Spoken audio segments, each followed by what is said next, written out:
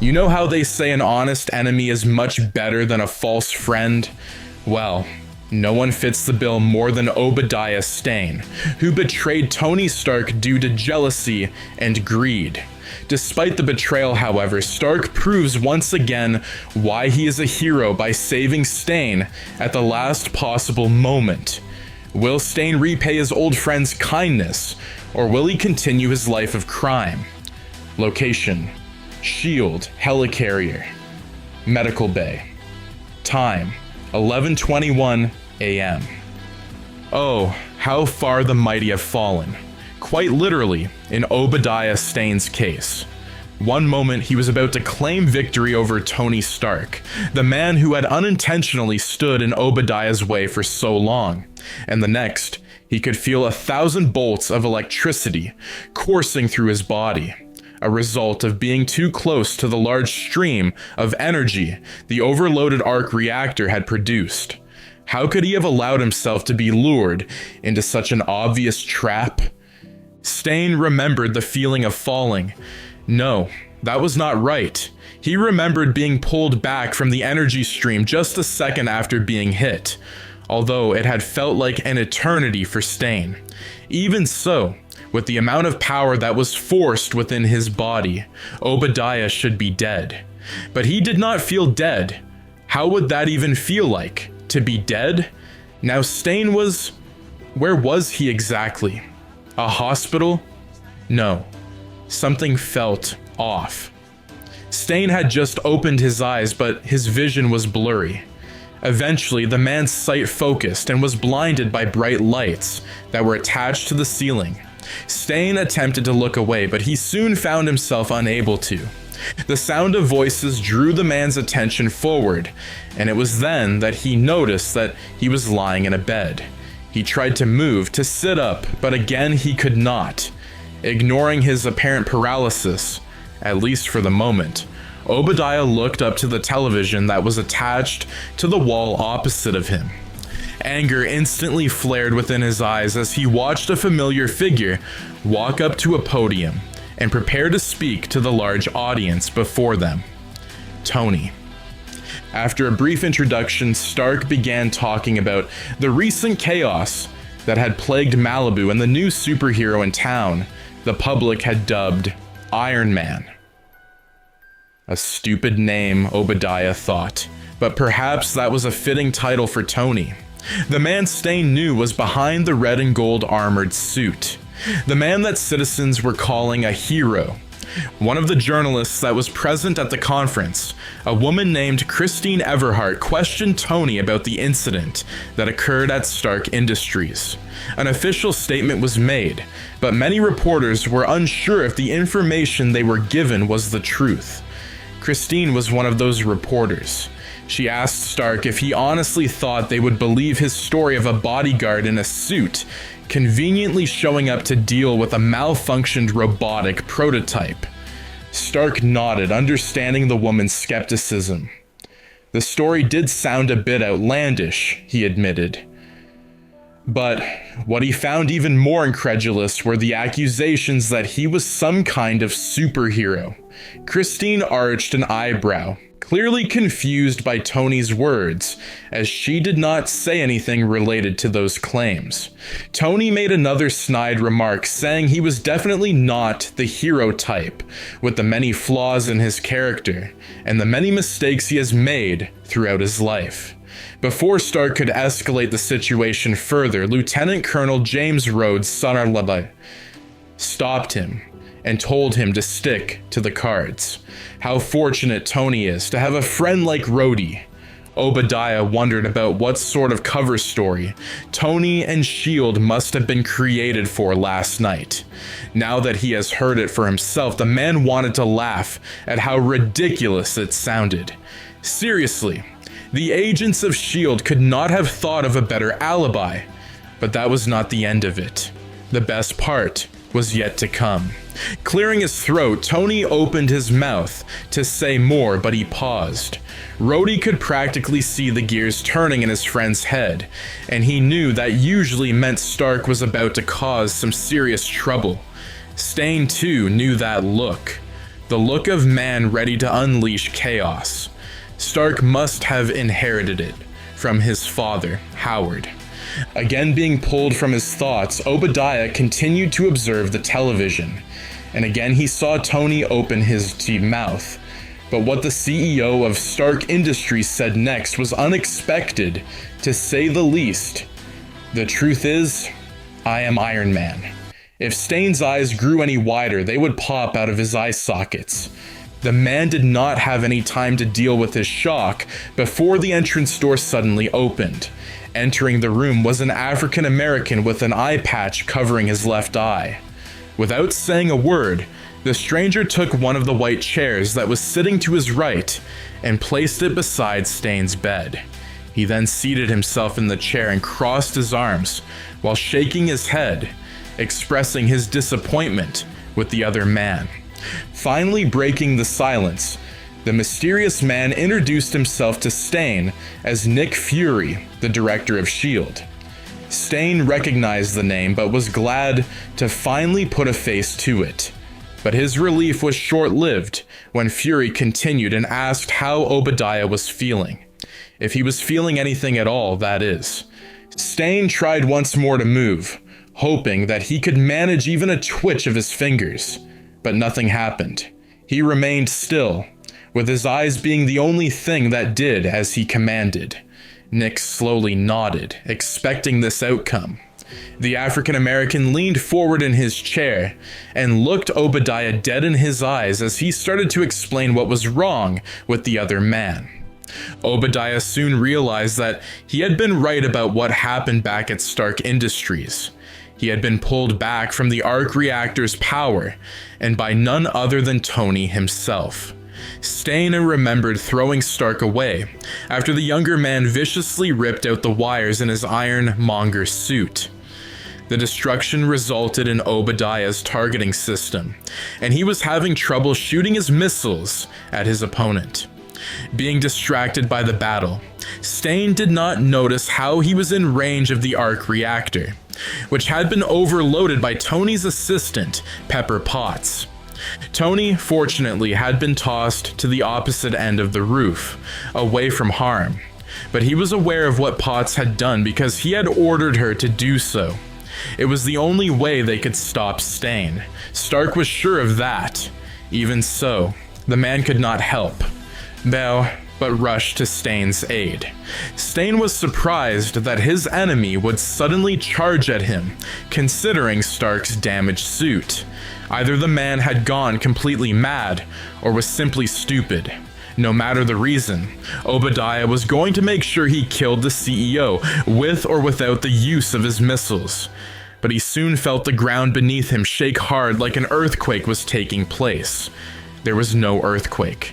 Stane felt the sudden urge to turn around, and the moment he did, a pillar of light exploded from within the Stark Industries building. It shot up into the clouds above, and Obadiah was caught in the blast, paralyzed due to so much energy being forced into his body all at once. It was incredibly painful at first, but soon the pain was gone. This was when Obadiah's memory became a bit fuzzy, and Fury was there to fill in the gaps. Despite the danger, Tony was successful in grabbing Obadiah and pulling him back before he could be electrocuted to death. The moment he made contact with the Iron Monger's suit, however, he was also shocked by the arc reactor's power.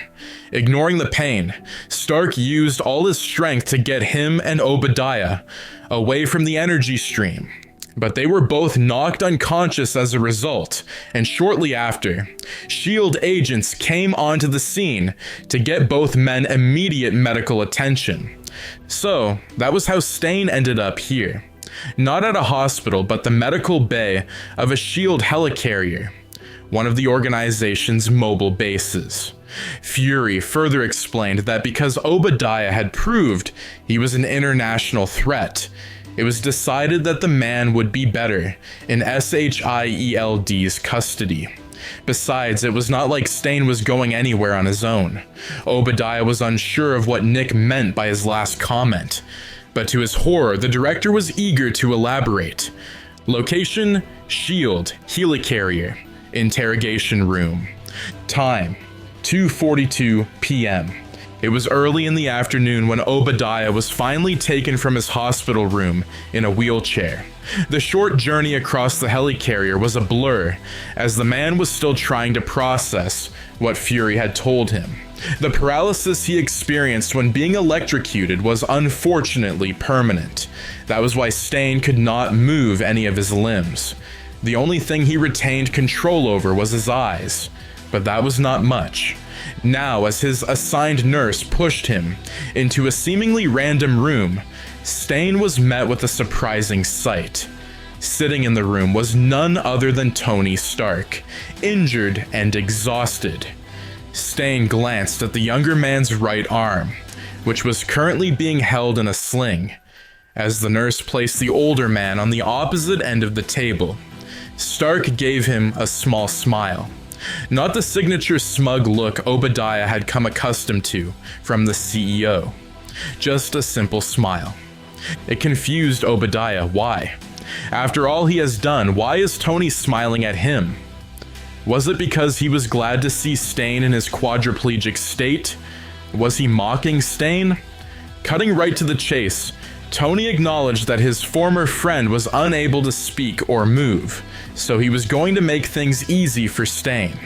One blink means yes. 2 blinks means no. Stark asked the other man if he understood the rules. Obadiah, however, was not in the mood to answer questions, let alone answer Tony's questions. But he was curious as to what the younger man was going to ask, so after a moment of thought, Obadiah blinked once for Tony. That was a yes. Stark gave a quick thumbs up and began. His first question was about the fate of the 10 Rings, a terrorist organization that Stane had been secretly selling weapons from Stark Industries to. Tony already knew the answer to his own question, but he wanted Obadiah to confirm that he was responsible for their deaths. The older man blinked once, which was the confirmation Stark needed. Tony wondered if Obadiah suddenly turning on the 10 Rings was an act of redemption.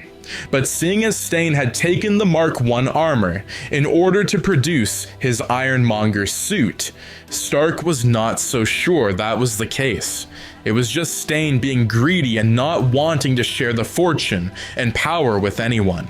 Stark kept those thoughts to himself and continued his line of questioning. Question 2. Was Stane dealing weapons with other terrorist groups besides the 10 Rings?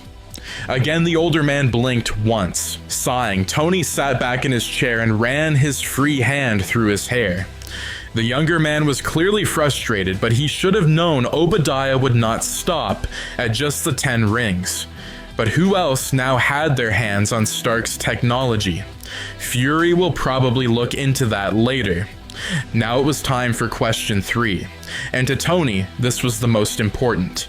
He asked Obadiah if he really hated Tony that much, despite Stane ordering a hit on him and almost killing him by stealing the small arc reactor that had been implanted into his chest.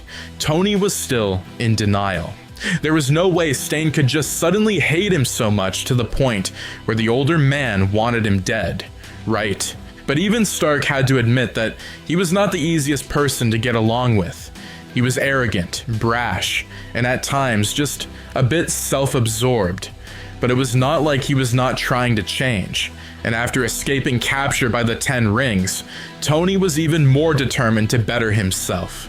Not just for his sake, but for those around him, those he cares about.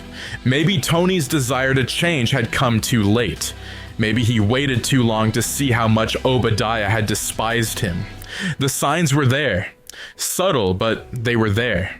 But Stark chose to ignore them because Stane was his friend, and he was sure the older man would not leave his side, no matter what.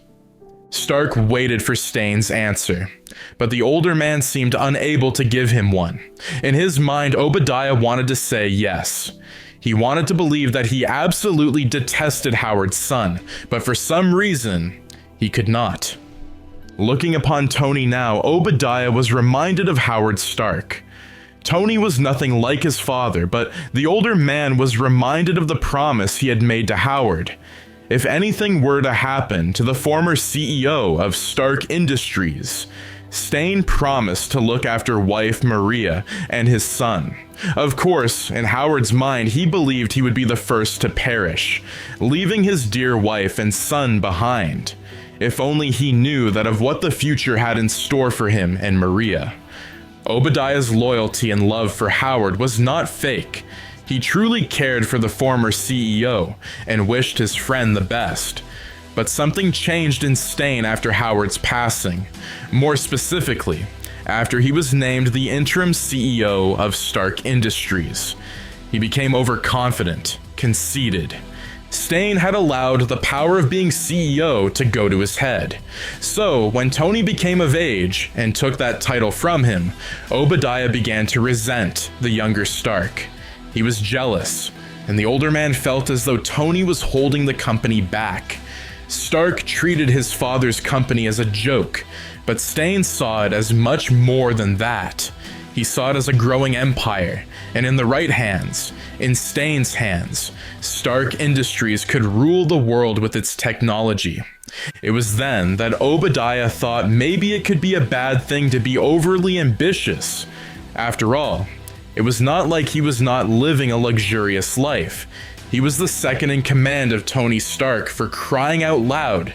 Stane may not be the boss of Stark Industries anymore, but he was still just as important to the company as Tony himself. But then, he had to ruin it. It is just as they say, you never realize what you have until it's gone. Stane was taking quite a long time to answer Stark, and the younger man soon waved a dismissive hand. A stupid question, he said, and laughed. Although he did not get any response from Obadiah, Tony considered that as a win, somewhat. The older man did not say no, but he did not say yes either, so maybe that meant something. Standing from his chair, Tony straightened his tie and thanked Obadiah for even talking with him, or rather, blinking with him. That sounded ridiculous, but no matter. As he grabbed the door handle, Tony stopped and glanced over his shoulder at Stane. For probably the last time. Stark just said he wished things had gone differently. But even though he knew they would never be friends again, the younger man was grateful to have had Stane as his mentor. Maybe his care for Tony had been fake, but it did not matter. Tony was still glad to have had someone like Obadiah by his side, despite their differences. With that, Tony left the room, leaving Obadiah by himself for a moment. His nurse soon came to retrieve him and return him to his room. But what was the point? Stane could not move or speak. Honestly, he wished Tony had left him for dead. Location, Malibu, California.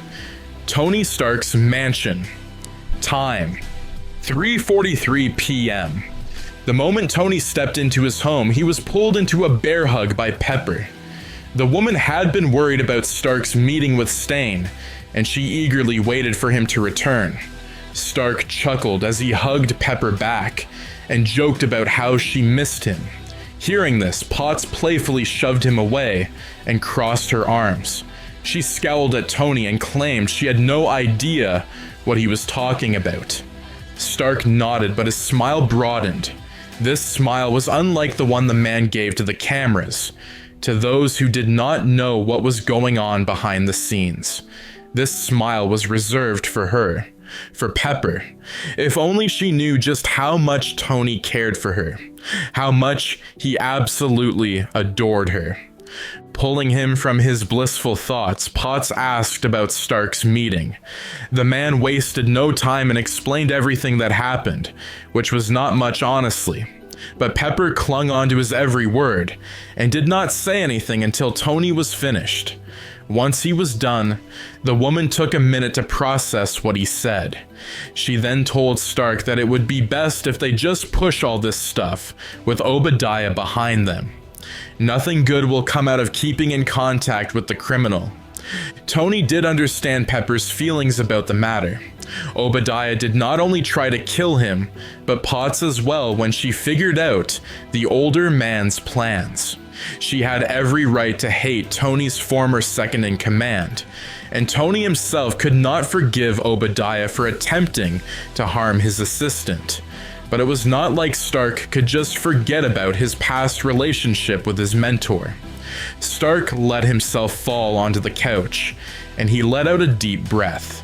His exhaustion was really showing now, and Pepper commented on it. Of course, Tony denied it and claimed he was feeling fine. Potts just said okay and left the room to quickly grab something. When she returned to the living room, the woman had to chuckle at the sight before her. Tony Stark, who was so sure he was all right, was now dead asleep on the couch.